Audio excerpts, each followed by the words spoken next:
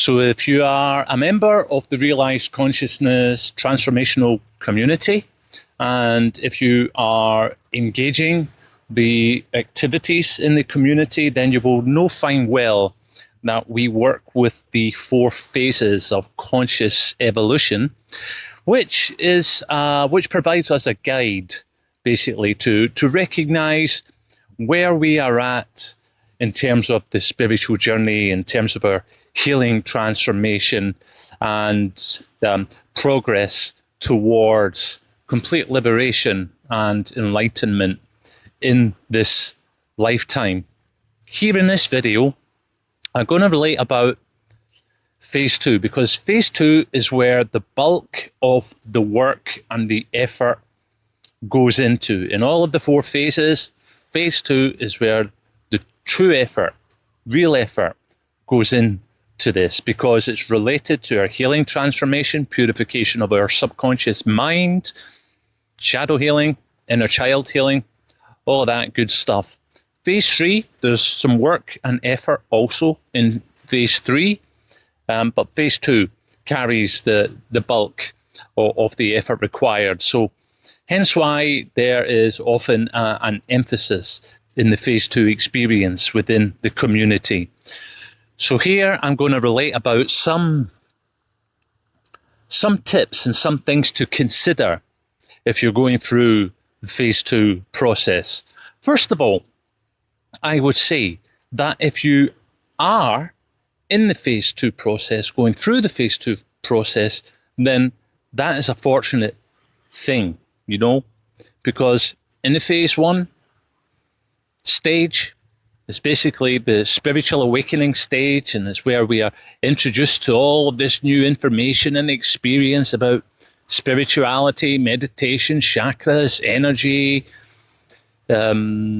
sixth sense, and all of these different things, where we are introduced to all the books and the teachers and the different healing modalities. So the phase 1 phase is where it's like is the awakening. It's named the initiation phase, but it's where the journey truly initiates, you know, and it encompasses our awakening experience, encompasses the information that we find out about, that we learn about, the teachers, the healing modalities, like I've said, and all of this kind of thing. So phase 2, if you're lucky enough to progress from phase 1, because not everybody does. There's so many traps in the phase 1 experience because the ego is still intact, you know? The trauma wounds, the hurts and the pains of our past experience in this life are all still resident within the physiology during the phase 1 experience. So we might have the phase 1 awakening and go, whoa, this is like crazy, man. Transcendental, you know, and we may take ourselves to be more awakened and enlightened and consciously mature than we actually are, you know, and so we might get stuck in all of the materialism in the phase 1 stage. But if we're lucky enough to progress it in phase 2, where we recognize that we need to go deeper, we need to heal and resolve through the wounded physiology, we need to purify the subconscious mind, we need to clarify the energy field and heal our mind and become clear, and you know, then phase 2 is for us. And the phase 2 experience truly needs to be activated within ourselves, so that we recognize, so that we know, so that we find out about, recognize and understand what it is we're dealing with, what it is that needs to be healed. So in the group experience, I've communicated several videos about how we can initiate that, you know, certain practices, certain techniques of how we can initiate that, what to look out for in terms of the subconscious impulses that leads us towards negative behavior, you know, subconscious impulses that relate to the behavioral hostilities that we might unconsciously bear within our mind and carry out. So all the information is in the group video content and in the sharing shared by the group the group members. So phase 2, here in this video, I'm going to give some tips and things to consider if you're going through the phase 2 experience. So the majority of what needs to be healed within our physiology, the past hurts, the trauma wounds, etc., the majority of the woundedness exists down in the lower quadrant of our being, you know. So in the lower chakras, you might consider it from a chakra perspective, you know. So the root, the abdomen, you know, round about there is where the majority of the pain is actually held and initiated. Now, there's a lot of pain that's often held in the heart, a lot of pain that is often held in the throat, restricting expression, etc. You know, woundedness can come right up to our crown and cause like a closing of our crown, or to have like an unclear, not like a non-full openness of our crown, you know, and connection with with clear consciousness. So it's not just limited to the lower quadrant of our being, these pains and the woundedness. It can be throughout. However, the majority of it is down there in the density of our being, and it's certainly initiated down there in our root. So we can experience the trauma and pains and hurts from the past that's initiated in our root, but it also has an effect of our energy system, our meridians, and our physiology, you know, up to these other levels too. So that's something to be aware of. However, when you're in the phase 2 experience, you know, we're doing a lot of introspection, obviously, observation, self-observation, to see what the subconscious impulses are that lead us to certain behavioral hostilities, you know, where fears are experienced and acted out, anxiety, stress, worry, guilt. Then there's like the more overt things like anger, spitefulness, hatred, arrogance, and all of these things, you know. So we're observing these subconscious impulses, and then we're learning to recognize how they actually express when they happen, how they are triggered in a day-to-day experience, you know. So we're becoming more aware of how it expresses from our being.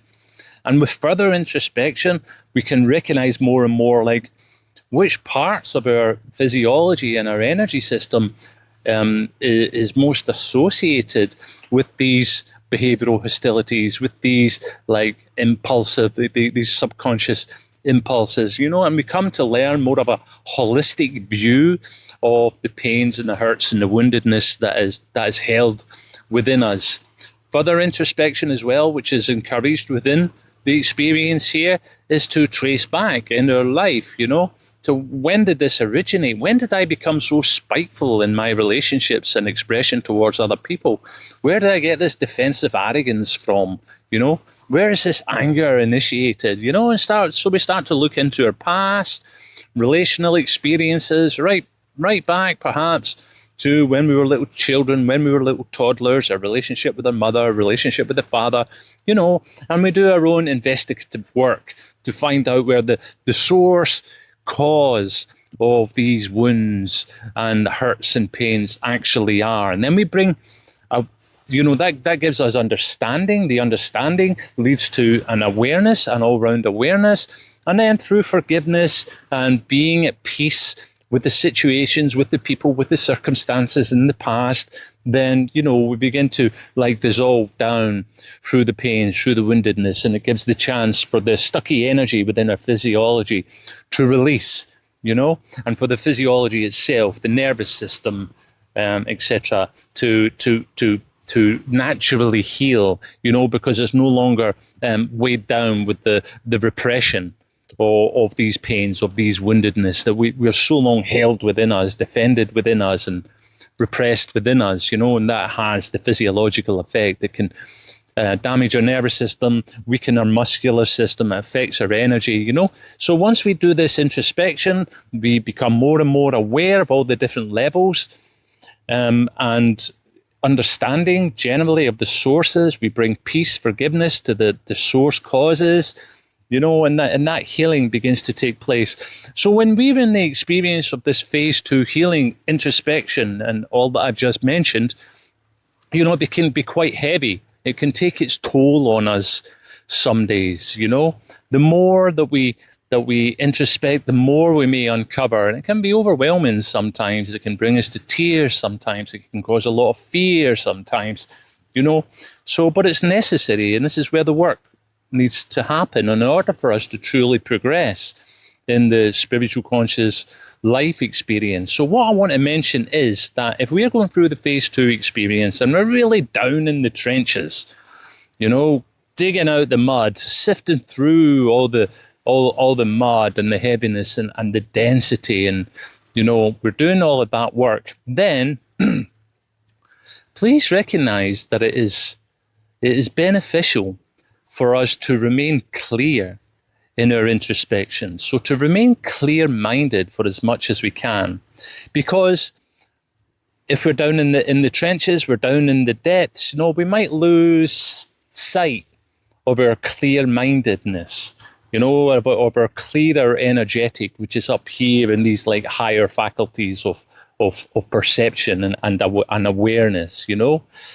We might just be down low so much all the time, which is okay, but it's good to actually bring a balance to that. It's good to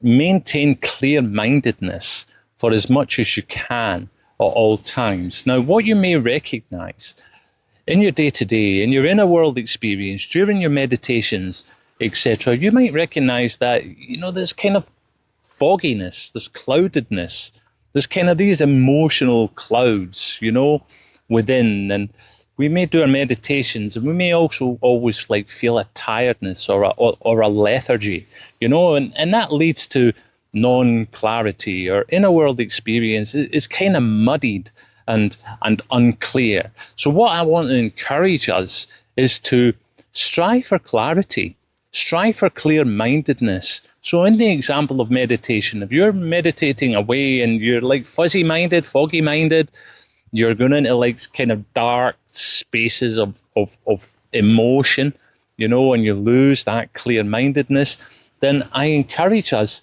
to actually will and intend and to strive and yearn for clear-mindedness at all times in our meditations and in our day-to-day experience. That clear-mindedness is obviously beneficial, is obviously helpful. With a clear mind, then we can engage our introspections more clearly, more succinctly.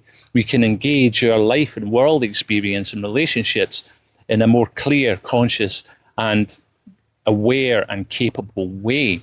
So clear-mindedness, obviously, from an energetic perspective, keeps ourselves open.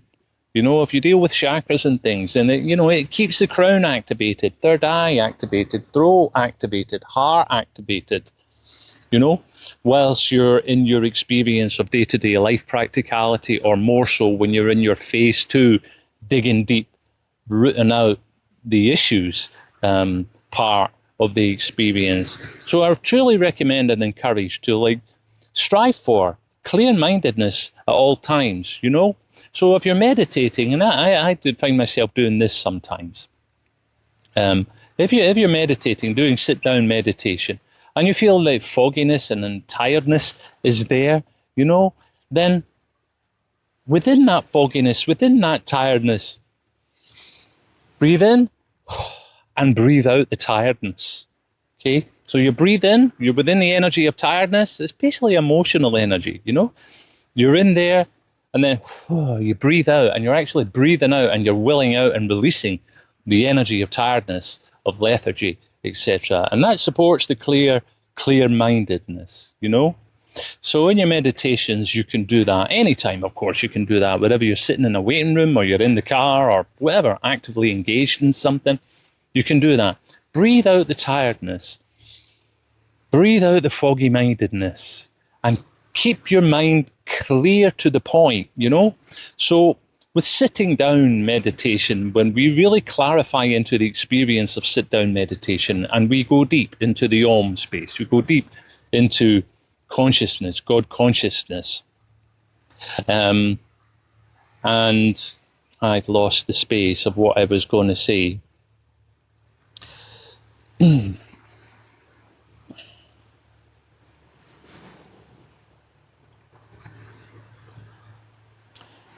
Maintain clear-mindedness at all times. And this is what I was going to say. It's just come back to me.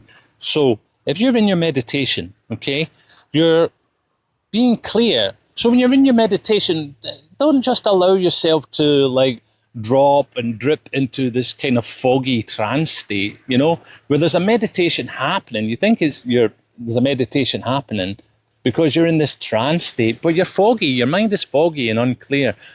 Never allow that to happen, you know. So maintain a clear mind, you know. Consider straightness. You find that your consciousness and your focus is going down, slipping down, you know. Bring it back up to straightness, you know. And when your eyes are closed, keep your eyes focused on your third eye point internally, you know. So if you close your eyes, you have your eyes closed at any time, you can do it just now. You know, you can recognize that what is observing your face, you know? Yeah, your eyes are closed, but you're able to observe your face and your body outline. So that is your awareness. That is your true self, eternal connection. You know, that is the eternity of you, the God consciousness of you. So in that space of God consciousness, when you're meditating, focus on the third eye space here, lightly in the third eye space. Maintain your focus there all the time. So if in your meditation it starts to drop down into, bring it back up. Focus lightly in the third eye space and continue your meditation, because then you're lending to a straightening of your being, you know? And if you're focused lightly on your third eye space, you can actually kind of softly push through your third eye space and look further down through into the third eye space. And that opens up your third eye, you know. So internally observe and look and see as far forward as you can, as far in front of you as you can, with focus on the third eye space. And that comes to open up your third eye. And it supports the meditation. You know, it brings you into a more internal and eternal experience, you know, and it keeps you straight. So when you're breathing in your meditation, you know, you're like breathing up and into the third eye, you know, and through hyperspace, you know, itself, looking further and further, seeing further and further internally, and that creates that spaciousness experience internally within meditation, you know. So your third eye is open. That's good. So there's more of an anchor point there in your being. It's a bit windy here, so I'm kind of grabbing this tripod in front of me. Now the other thing you can do as well is also observe internally. Again, observe your face, your body outline internally, and it's your awareness. It's your true self, you know. So in meditation, we're releasing bodily association, and we're associating with the internality of self, you know, God consciousness. So the other thing we can do is we can internally observe up through our crown. Just observe up to about 2 feet above the crown, you know, and see if you can hold the focus there. Just 2 feet above your head, you're activating the crown openness, you know.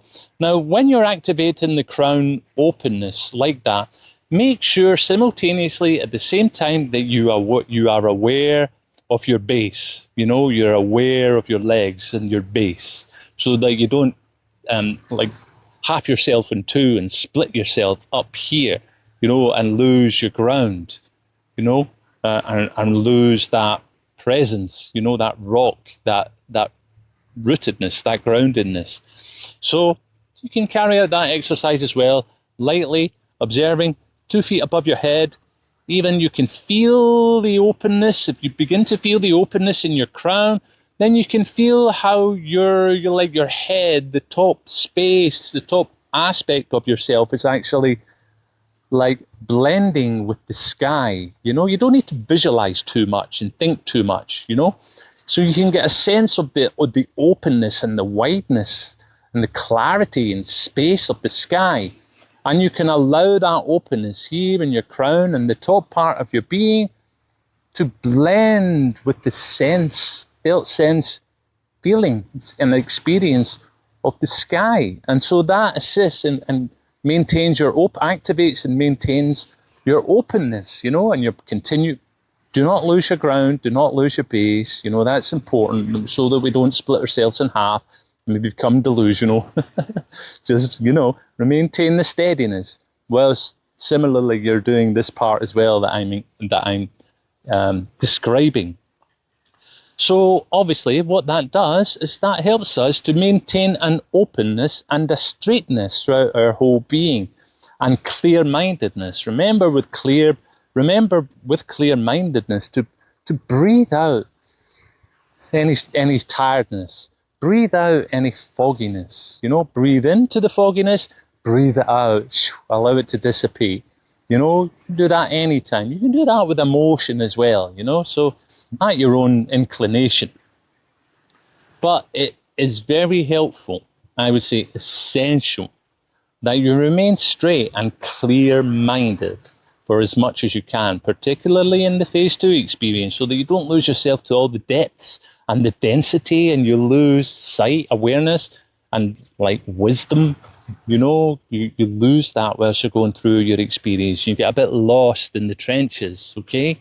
So it is essential and very helpful to maintain a balance, clear-mindedness. I would strive for clear-mindedness at all times, you know, at all times. Like I said, having meditation, yeah, there's an aspect of it where you're going into a kind of stillness and trance state, but if that stillness, that trance state is foggy, then that's not helpful, you know, because then you're kind of lost in emotional fog, internal emotional fog. So strive similarly for clear-mindedness whilst you're deepening. Clear-mindedness when you're deepening, as you're deepening, in your meditations, in your introspections, you know. So it's, in a way, it's bringing light consciousness and awareness down into the subconscious mind, down into the lower aspects of being, you know. And it's really supporting clarity and awareness there in that experience. Now, I was going to relate about a few things in this video. I think I will leave it for another subsequent video. I think that's enough for now. Oh, I will finish off here. Clear-mindedness. This is something I considered earlier, encapsulated earlier. Clear-mindedness, you know, strive to maintain and sustain clear-minded. This is like your posture, your phase 2 posture. So truly, before you really dive deep and continue in your introspections, let's develop and sustain the phase 2 posture as prep before the deepening introspection, etc. So the phase 2 posture is clear-mindedness, which I've already explained. Clear mind, settled heart. So a settled heart. Again, close your eyes, observe your face and your body outline. So that brings you into your internal world experience. You're now aligned with consciousness itself. And then recognize your heart. And your heart isn't out there anywhere. If your attention and focus is out there and you're like projecting out there and things like that, then your energy is scattered. But here in the moment, you close your eyes, you observe the outline of your body, then you're basically aligned now with your internal world experience, internal consciousness. Recognize your heart, your internal heart, and recognize that your heart is actually rested in the consciousness, in the internal consciousness. It's actually rested in the eternity of self, because that is what you're aligning with in your meditations, in your closed mind. Observe the bodily outline. You know, you're actually in that observation, you're aligned with your internal consciousness, with God consciousness itself, and recognize that your heart is an internal experience that is actually rested and belongs in God consciousness, in eternity itself. The recognition of that brings calmness, actually allows for the heart to settle at peace. When you do that, you may find that that is the case. Your heart is rested in eternity itself. That's where you are at.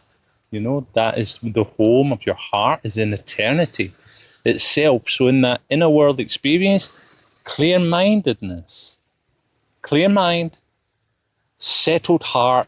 So that anchors the top aspect of your physio-energetic system. Clear-minded, settled heart, and when you're going about your day-to-day experience, no interpretation. Right, just a brief on this, no interpretation. We start to interpret the external world, we unconsciously judge, categorize, encapsulate, interpret, monkey mind, interpret. We're imbued and enmeshed. We're imbuing and enmeshing in the worldly experience, the external experience, when we ought to be anchoring, be observing, acknowledging, and resting and anchoring from an internal experience, with our clear mind, our settled heart in there, and everything else that's going on outside, we can be in the midst of, but recognize that any interpretation is coming from unconscious projection, and it causes an imbuing and an enmeshing within the illusion of the worldly experience, actually, So clear mind, settled heart, no interpretation, no interpretation. And you can consider that just softly in your experience and can maintain that clear mind, settled heart, and forget about the outside world. No need to interpret. If you're involved in activities that require thinking, calculation, then do it, Calculate away, problem solve away. Do all of that you need to do in certain activities. Once your activity stops, come back. Clear mind, settled heart, no interpretation. So you're in that internal, eternal space. You're in meditation, not lost in meditation. You're in clear-minded, meditative consciousness whilst going about your day. And most specifically for phase 2, whilst you're observing the subconscious impulses, the reactivities, and you're doing the work to investigate and understand and resolve and dissolve the source of these past hurts and experience. Okay? So this is a line, a little phrase you can encapsulate: clear mind, settled heart, no interpretation. And there you are, in being as you are, at one with God consciousness.